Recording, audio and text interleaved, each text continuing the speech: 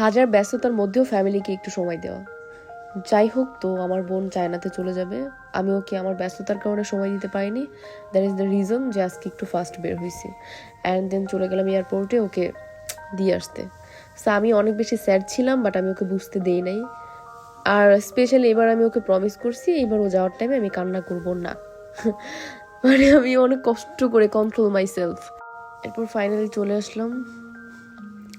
মানে এই মুহূর্তগুলো একমাত্র যে বা যাদের সাথে হয় তারা জানে কত বেশি পেইনফুল। যাই হোক, ও আমাকে বলছে যে হ্যাঁ এবার কান্না করবে না, অলরেডি অনেকবার যাওয়া আসা হয়েছে চায়নাতে, সো এখন আর কি কান্না করার আছে লাইক। বাট এর পরেও ফ্যামিলি তো রাইট, তো আমরা সবাই অনেক বেশি ইমোশনাল ছিলাম।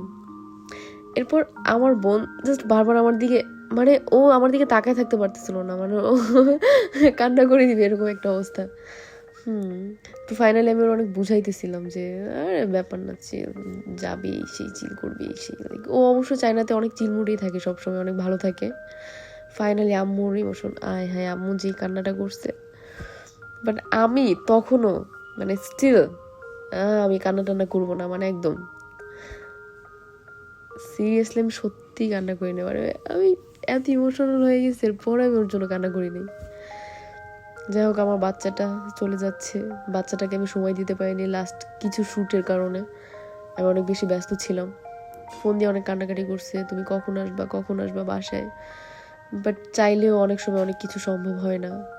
তো খুব শর্ট টাইম ছিল।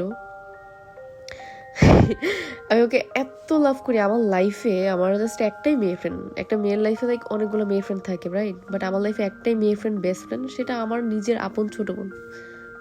তো বুঝেন যে ও অ্যাকচুয়ালি আমার কত বেশি ক্লোজ বা আমার কি। যাই হোক, এরপরে সে ভিতরে চলে যাচ্ছে, কত ভাবে ট্রাই করতেছে লাইক হ্যাঁ যে ও হ্যাপি, পেইন খাচ্ছে না, বাট অ্যাকচুয়ালি ও সব থেকে বেশি পেইন খাচ্ছিল।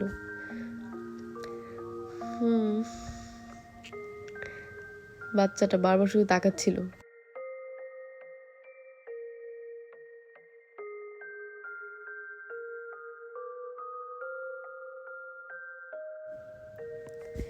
আর আমার আম্মু যতক্ষণ না ওর সব কাজ কমপ্লিট হবে ততক্ষণ আমার আম্মু আসবে না। তারে কতভাবে বুঝাইছি চলো চলো, চলে গেছে ভিতরে, না না না ওকে আবার দেখা যাবে।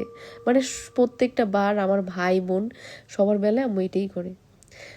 আমি তো পুরো ভয় পেয়ে গেছি, কী ব্যাপার ও বের হচ্ছে কেন, কোনো ঝামেলা হয়েছে?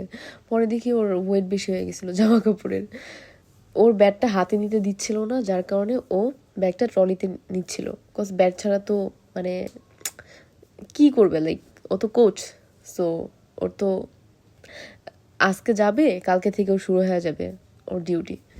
সো যার কারণে ব্যাগটা খুবই ইম্পর্টেন্ট, ব্যাগটা ট্রলিতে ঢুকাইছে আর বাকি কিছু জামা কাপড় আমাদের হাতে দিয়ে দিছে, কজ ওয়েট অনেক বেশি হয়ে গেছিলো। দ্যাট ইজ দ্য রিজন যে ও এটা নিয়েও একটু স্যাড ছিল, ওর অনেক ফেভারিট জিনিসগুলো রেখে যাইতে হয়েছে। অ্যান্ড দেন ফাইনালি পিচ্ছিটা চলে যাচ্ছে, বাই। আমি অনেক পেইন খাইছি লাস্ট এই কয়েকদিন বাচ্চাটার জন্য। যাই হোক, দোয়া করি ও সবসময় ভালো থাকুক, আল্লাহকে ভালো রাখুক।